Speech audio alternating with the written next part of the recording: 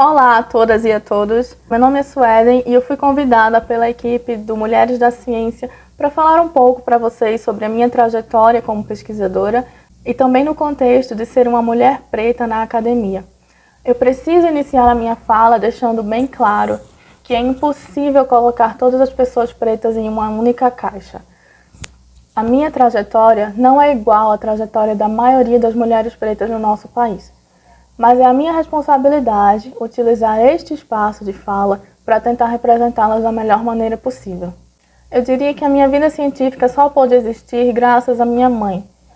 Uma mãe solo de periferia que se esforçou muito para que eu e os meus 3 irmãos pudéssemos focar nos nossos estudos, na nossa educação, em vez de sermos inseridos precocemente no mercado de trabalho, como ela teve que fazer. Ela se esforçou muito e dessa forma eu tive acesso a uma educação em escolas particulares, de bairro, mas particulares, e pude ter aulas em cursinhos preparatórios para o vestibular. Assim, eu ingressei na Universidade Federal de Pernambuco em 2013 e desde o início eu já tive acesso a projetos de pesquisa, como o Jovens Talentos para a Ciência, em que eu fui exposta a diferentes pesquisas que eram desenvolvidas na minha universidade. E logo em seguida, eu iniciei no meu primeiro projeto de iniciação científica. Alguns anos depois, em 2017, já trabalhando com a minha atual orientadora, eu ganhei o prêmio pela melhor apresentação na área de ciências biológicas da FACEP. Eu e uma colega de turma recebemos o prêmio nessa categoria, mas ela não era preta. Eu lembro que quando eu subi no palco e olhei ao redor, eu vi essa funcionária da FACEP que eu conhecia e que era uma mulher preta e a gente trocou um olhar e parecia que de forma silenciosa a gente estava reconhecendo uma para outra a importância de eu estar recebendo aquele prêmio como uma mulher preta. Esse foi um momento bem significativo para mim. Eu senti uma emoção que eu não sabia bem explicar. Às vezes é difícil explicar porque a gente está sentindo algo estranho, seja de incômodo, ou seja, de um reconhecimento assim, quando a gente vê alguém igual a gente conquistando algo. E porque o racismo pode ser tão sutil no Brasil, a gente às vezes não sabe dar nome ao que a gente está sentindo ou vivenciando. Então eu continuei com a minha graduação, mas quando eu me formei em 2018, o cenário de investimento em pesquisa no Brasil já não era aquele próspero que eu tinha encontrado quando eu iniciei os meus estudos. Isso me fez decidir que eu queria fazer uma pós-graduação no exterior, mas a minha família não tinha a menor condição de bancar os meus estudos fora do país, nem mesmo as minhas despesas. Então eu passei um ano inteiro me candidatando a vagas de mestrado e doutorado no exterior. E eu não passei em nenhuma delas. Foi bem triste, mas eu não desisti. Nessa época eu tive o apoio da minha atual orientadora, e eu cheguei para ela e propus que a gente se candidatasse a um edital internacional que iria financiar o meu estudo no exterior, no nível de mestrado, por um ano inteiro, e depois eu poderia desenvolver pesquisa tanto no Brasil quanto em colaboração com o Reino Unido. E foi isso que a gente fez, ela topou na hora. A gente contatou colaboradoras tanto em São Paulo quanto no exterior e escreveu um projeto. A gente teve que navegar um pouco da burocracia que ainda permeia o sistema educacional público no nosso país, mas a gente conseguiu submeter e aprovar esse projeto. E é aqui onde eu estou agora. Eu concluí o meu mestrado tanto no Brasil quanto no Reino Unido no início deste ano, e eu estou agora realizando a etapa de pesquisa do meu projeto, com a colaboração de cientistas incríveis, tanto aqui de Recife, quanto de São Paulo, quanto da Escócia. Mas eu preciso deixar claro que isso tudo só foi possível porque eu tinha domínio da língua inglesa. E essa não é a realidade da maioria das meninas e mulheres pretas no nosso país. Aprender uma língua é caro e a maior parte da população preta não tem condições de bancar esse tipo de educação.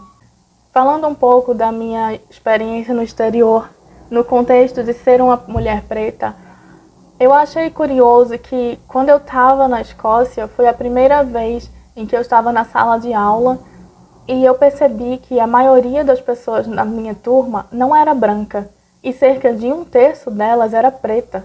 A maioria era homem, mas ainda assim, pessoas pretas. E eu não estava acostumada com isso, mesmo eu vindo do Nordeste do Brasil. Isso mostra o quão baixa é a representatividade de pessoas pretas e mulheres pretas no ensino superior no nosso país. Falando um pouco da questão racial na academia, eu não tenho relatos de episódios escancarados de racismo para falar para vocês, mas há 2 episódios que eu lembro que me deixaram com uma sensação estranha. O primeiro foi alguns anos atrás, quando eu ainda estava na graduação. Naquela época, eu tinha mudado o meu estilo de cabelo. Eu usava tranças longas e eu tinha começado a usar o meu afro pela primeira vez. Eu estava na sala de reunião e um professor entrou na sala e se dirigiu a mim como se fosse outra pessoa. E aí ele se corrigiu e disse: eu achei que era fulano. Fulano era outra pessoa preta que tinha no nosso grupo de pesquisa. E era um homem. Eu não acho que esse professor tenha tido qualquer malícia, mas isso mostra que o cérebro dele não estava acostumado a ter esse tipo de estética naquele ambiente. E o cérebro de muitas pessoas, e talvez até o meu mesmo, não esteja. Assim como eu achei diferente ter a experiência que eu tive de estar numa sala de aula com tantas pessoas pretas, com tantas pessoas iguais a mim, quando eu estudei no exterior. Um outro episódio que aconteceu foi em um dos departamentos onde eu trabalho, e esse foi mais recente. Tem uma pessoa que trabalha nesse departamento que me conhece há muitos anos já. E eu precisei discutir um assunto com ela. E no meio da conversa, ela comentou que ela não lembrava se ela já tinha falado comigo alguns dias antes ou se tinha sido uma outra menina. Essa outra pessoa é uma colega que tem um tipo físico bem diferente do meu. O cabelo dela é cacheado e não crespo como o meu. E ela é baixinha, enquanto que eu sou alta. Mas nós duas somos pretas. Então eu acho que toda mulher preta parece a mesma, né? Mais uma vez, eu não acho que essa pessoa foi maliciosa. Eu não acho que ela sequer se deu conta de que o que ela estava falando causou algum desconforto em mim. Mas isso mostra que precisamos aumentar a representação de mulheres pretas nos espaços de ensino superior. O racismo que nós temos na academia é um racismo estrutural, então não é sempre que ele está escancarado e óbvio. Esse racismo estrutural vem desde a base na nossa educação. É verdade que o Brasil já atingiu um momento em que o ensino fundamental é universal. Quer dizer que todas as pessoas no Brasil devem ter acesso ao ensino básico. Mas isso não é verdade para o ensino superior. Felizmente, nós temos a Lei das Cotas, aprovada em 2012. Graças a ela, nós estamos começando a conseguir transformar o perfil dos estudantes de ensino superior no Brasil. Estamos conseguindo inserir mais pessoas pretas, mulheres pretas, nas universidades brasileiras. Mas ainda assim, existe uma desproporção. Dados da Liga de Ciência Preta Brasileira de 2020 mostram que menos de 3% dos pós-graduandos no Brasil são pretos. E isso é ainda pior quando a gente pensa em cargos mais avançados na academia. Eu posso dizer pessoalmente que só lembro de ter tido 2 professoras pretas ao longo de toda a minha formação no ensino superior, e eu tive muitos professores. Essa desproporção é bem significativa quando a gente pensa que 54% dos brasileiros é preto, e 3 em cada 10 pessoas no Brasil são mulher preta. Mas onde é que elas estão na academia? Para concluir, eu quero dizer que eu pude chegar até aqui graças à minha persistência e graças a oportunidades. Eu quero falar para as meninas e mulheres pretas que estão me assistindo que, por favor, persistam nos seus sonhos, seja de ser cientista ou qualquer que seja ele. Não desista, assim como eu insisti quando eu recebi todas aquelas rejeições nas candidaturas de pós-graduação no exterior. Mas eu encontrei uma forma alternativa. E eu não pensei, para que eu vou tentar esse edital internacional? É muito difícil, não tem chance de eu conseguir. Eu já recebi tanto não.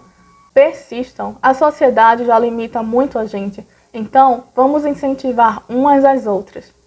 E a outra coisa que eu espero com a minha fala é que a sociedade, as pessoas em geral que podem estar me assistindo agora, ou quem sabe os que são os tomadores de decisão, estejam conscientes de que a mulher preta sozinha, persistindo, não vai conseguir transformar a nossa sociedade. Para que ela consiga fazer isso, é importante que ela tenha oportunidade. Obrigada.